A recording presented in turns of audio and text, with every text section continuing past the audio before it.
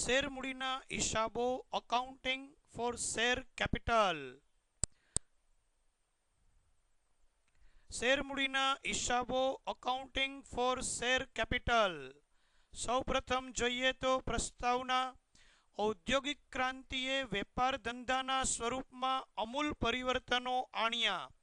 વિરાટ મૂડીરોકાણ, વિશાળ કાર્યક્ષેત્ર અને વિપુલ જોખમો સાથે નવા ઉદ્યોગોની રચનાઓ થતી ગઈ. એકાંકી વેપારી પ્રથા અને ભાગીદારી પેઢીના સ્વરૂપોની તુલનાએ એક એવા સ્વરૂપની જરૂરિયાત ઊભી થઈ જે ઉપરોક્ત તત્વો સમાવે છે. તેમાંથી કંપનીનું સ્વરૂપ અસ્તિત્વમાં આવ્યું. કંપની એક કાયદા મુજબની કૃત્રિમ વ્યક્તિ છે. કંપનીનો વહીવટ ડિરેક્ટરોનું બોર્ડ કરે છે. કંપનીમાં કઈ બાબતો અંગે હિસાબો રાખવા એ અંગે કંપની ધારામાં જોગવાઈઓ છે. યાદ રાખો, જ્યારે ઇક્વિટી અને પ્રેફરન્સ શેર બહાર પાડવામાં આવે ત્યારે દરેક પ્રકારની શેરમૂડી માટે વિવિધ નોંધ લખાશે. તે દરેક વખતે શેર શબ્દની આગળ રકમ મુજબ ઇક્વિટી કે પ્રેફરન્સ શબ્દ લખવો.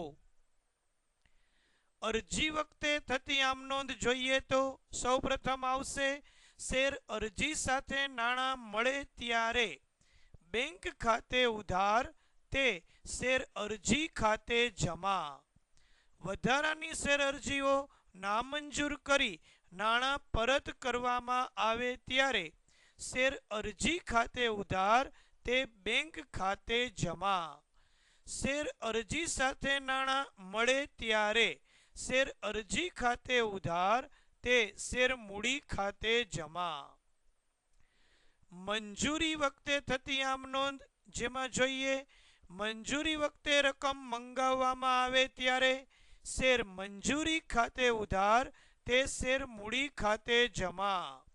મંજૂરી વખતે લેણી રકમ મળે ત્યારે બેંક ખાતે ઉધાર તે શેર મંજૂરી ખાતે જમા.